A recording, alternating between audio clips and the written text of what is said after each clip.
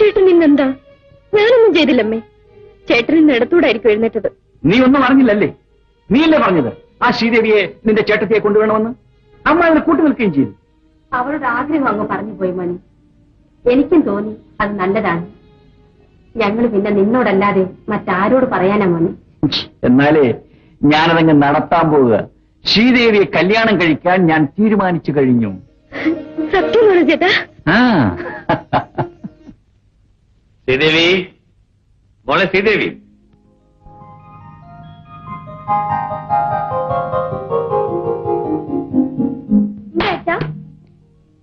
മോളെ, നിന്റെ പേരെന്ത്? എന്റെ അച്ഛനും അമ്മയുമായ ഈ അച്ഛൻ വിളിക്കുന്നത് ഗീതമോളെ എന്ന്. മനസ്സിലായോ? ഞാൻ വിളിച്ചത് ആ പേരല്ല. എനിക്ക് നിന്നേക്കാൾ അനുസരണയുള്ള വേറെ മോളുണ്ട്, അവളെ വിളിച്ചു. എനിക്കും ഉണ്ട് അനുസരണം കേട്ടോ. ആരാ ചെയ്ത്? ആരാ ചെയ്ത്? ഇതാണ് നിന്റെ ചേച്ചിയെ വിവാഹം കഴിക്കാൻ പോകുന്ന മിസ്റ്റർ മോഹൻദാസ്. എന്താ, നിനക്ക് ഇഷ്ടമായോ? ഓ, എനിക്കിഷ്ടമായിട്ട് എന്താ? ചേച്ചിയല്ലേ പിടിക്കേണ്ടത്. അതാ ചേച്ചി വരും. അച്ഛൻ തന്നെ ചോദിച്ചു. അച്ഛൻ എന്നെ വിളിച്ചു. വിളിച്ചു മോളെ. മോളി ഫോട്ടോ ഉണ്ടോ? മോഹൻദാസ് എന്നാണ് പേര്. ഗ്രീൻലാൻഡ് എസ്റ്റേറ്റിന്റെ ഉടമയാണ്.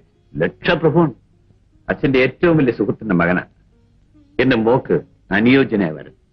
നമുക്ക് വിവാഹം ഉടനെ നടത്തണം. മോളെ, ഇപ്പൊ എനിക്ക് വിവാഹം വേണ്ട അച്ഛാ. എനിക്കറിയാം മോളെ. നീ ഇവിടുന്ന് പോയി കഴിഞ്ഞാൽ അച്ഛനെല്ലാം നഷ്ടപ്പെടുകയാണ്. അത് എന്നേക്കാൾ കൂടുതൽ നിശ്ചയം എന്റെ മകൾക്കാണ്. അതുകൊണ്ട് വിവാഹം വേണ്ടെന്ന് നീ പറയൂ.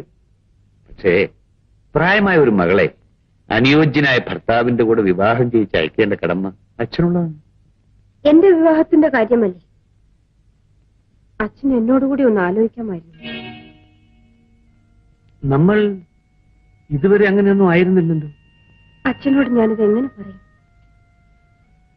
അമ്മയുണ്ടായിരുന്നെങ്കിൽ എനിക്ക് എല്ലാ കാര്യങ്ങളും തുറന്നു പറയാമായിരുന്നു. മോളെ, അമ്മയില്ലാത്തതിന്റെ കുറവ് നിങ്ങളെ ഞാൻ ഒരിക്കലും അറിയിച്ചിട്ടില്ലല്ലോ. എന്ത് കാര്യമാണെങ്കിലും എന്റെ മോക്ക് അച്ഛനോട് തുറന്നു പറയാം. പറയാം അച്ഛാ. എന്റെ എല്ലാ ആഗ്രഹങ്ങളും സാധിച്ചു തരുന്ന എന്റെ അച്ഛനോട് ഞാൻ എല്ലാം പറയാം. എനിക്കൊരാളെ ഇഷ്ടമാണ്.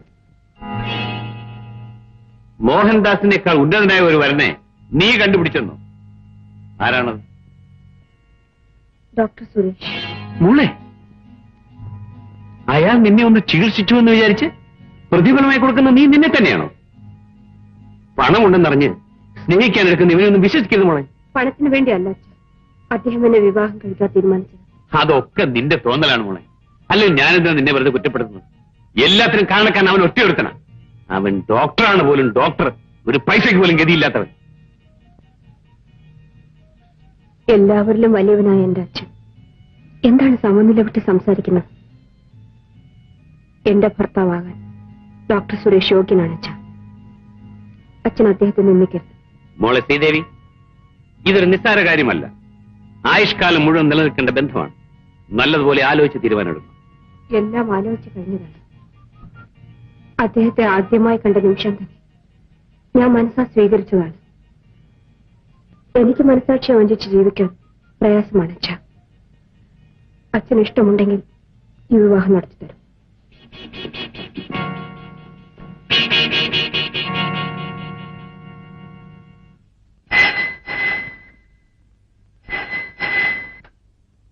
ഹലോ, അതെ, ആരാണ് സംസാരിക്കുന്നത്? ഉണ്ട്, ചേട്ടനെ വിളിക്കാം. ചേട്ടാ, മുല്ലശ്ശേരിന്ന് ശ്രീദേവി ചേച്ചിയുടെ അച്ഛൻ വിളിക്കുന്നു. ഹലോ, ഞാൻ ഡോക്ടർ സുരേഷാണ് സംസാരിക്കുന്നത്. ഞാൻ വൈകുന്നേരം 6 മണിക്ക് വരാം. ശരി, എന്നാൽ കാലത്ത് 10 മണിക്ക് തന്നെ വന്നേക്കാം. റൈറ്റ്. എന്തിനാ ചേട്ടാ വിളിച്ചത്? ഏതോ ഒരു അത്യാവശ്യ കാര്യം അദ്ദേഹത്തിന് സംസാരിക്കാനുണ്ടെന്ന്.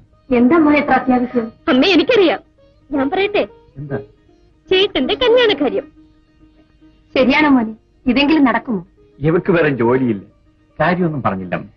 നാളെ ചേട്ടനെ ഞാൻ ഡ്രസ് ചെയ്യിച്ചോളാം. നല്ല സിമ്പിളനായിട്ട് വേണം പോകാൻ. എല്ലാരും കൂടി എന്നെ ഒരു കാഴ്ച വസ്തുവാക്കുമ്പോൾ തോന്നുന്നല്ലോ.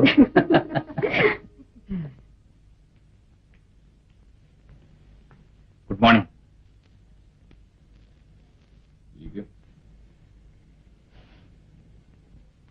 കുടിക്കാൻ ചായയോ കാപ്പിയോ കൂൾ ഡ്രിങ്ക്സോ? Thank you. എന്തോ അത്യാവശ്യ കാര്യം അറിയിക്കാനുണ്ടെന്ന് പറഞ്ഞല്ലോ. നിങ്ങൾ മരിച്ചുപോയ സ്കൂൾ മാസ്റ്റർ വാസുദേവന്റെ മകനല്ലേ? അതെ. ക്ഷയരോഗം പിടിപെട്ട് ചികിത്സിക്കാൻ പണമില്ലാതെയല്ലേ അച്ഛൻ മരിച്ചത്? അതെ. അമ്മ കടം വാങ്ങിയും തറവാട് വിറ്റും നിങ്ങളെ ഒരു ഡോക്ടറാക്കി. അതെ. ഇപ്പൊ ഇതൊക്കെ ഞാൻ അന്വേഷിച്ചറിഞ്ഞ കാര്യങ്ങൾ സത്യമാണോ എന്നറിയാനാണ്. മുടന്തിയായ ഒരു സഹോദരിയെ വിവാഹം കഴിച്ചിട്ടുമില്ല. ഇല്ല. നിങ്ങൾക്ക് കിട്ടുന്ന ശമ്പളം കൊണ്ട് ഒരു കുടുംബം പുലർത്താൻ തന്നെ ബുദ്ധിമുട്ടല്ലേ? ഒരു പരിധിവരെ എന്നെപ്പോലുള്ളവർ അത് അനുഭവിക്കാൻ ബാധ്യസ്ഥരാണ്. അപ്പോൾ നിങ്ങൾക്ക് ആവശ്യം പണമാണല്ലേ? മിസ്റ്റർ സുരേഷ്, എന്റെ മകളെ വിവാഹം കഴിച്ചാൽ ലക്ഷക്കണക്കിന് പണം കിട്ടുമെന്ന് പ്രതീക്ഷിച്ചല്ലേ നിങ്ങൾ അവളെ വശീകരിച്ചത്? ഇതാ നിങ്ങൾക്ക് ആവശ്യമുള്ള പണം എടുത്തോളൂ. എനിക്ക് എന്റെ മകളെ വിട്ടുതരൂ. ശ്രീദേവിക്ക് പകരം പണം തന്നയക്കാനാണോ നിങ്ങൾ എന്നെ ക്ഷണിച്ചു വരുത്തിയത്? ഇതില്ലാതെ ശ്രീദേവി ഞാൻ കൊണ്ടുപോയാലും എന്റെ കൂടെ സുഖമായി തന്നെ ചെയ്യും. ഈ ബംഗ്ലാവിൽ ഒരു റാണിയെ പോലെ ജീവിക്കുന്ന അവൾ നിങ്ങളുടെ വീട്ടിൽ വന്ന് സുഖമായി ജീവിക്കും പോലും. നിങ്ങൾ അവളെ വിവാഹം കഴിച്ച് ആയുഷ്കാലം മുഴുവൻ അവൾ കഷ്ടപ്പെടുന്നത് ഞാൻ കാണണമല്ലേ? തീരുമാനമെടുക്കുന്നതിന് മുമ്പ് തന്നെ അവൾ അനുഭവിക്കേണ്ടി വരുന്ന സുഖദുഃഖങ്ങളെക്കുറിച്ച് ഞാൻ ബോധ്യപ്പെടുത്തിയിട്ടുണ്ട്. അപ്പോൾ നിങ്ങളുടെ തീരുമാനത്തിന് മാറ്റമില്ലെന്ന്? മിസ്റ്റർ സുരേഷ്, മകളുടെ രക്ഷയ്ക്ക് വേണ്ടി മനസ്സ് നൊന്ത് കഴിയുന്ന ഒരു അച്ഛനോടാണ് നിങ്ങൾ സംസാരിക്കുന്നത്. ഒരിക്കൽ എന്നെ പറഞ്ഞ നിങ്ങൾ ഒരു അച്ഛനായിത്തീരും. അന്ന് ശ്രീദേവിയെ പറഞ്ഞ മകൾ നിങ്ങൾക്കുണ്ടെങ്കിൽ ഏതെങ്കിലും ഒരുത്തിന്റെ പ്രേമ ചാബല്യങ്ങൾക്ക് വശമതനായി അവളെ നിങ്ങൾ ബലിയാടാക്കുമോ സുരേഷ്? നിലത്തുപോലും വെക്കാതെ പൊന്നുപോലെ വളർത്തിയ എന്റെ മകളെ കണ്ണീര് കുടിക്കാൻ ഞാൻ അനുവദിക്കില്ല സുരേഷ്, അനുവദിക്കില്ല.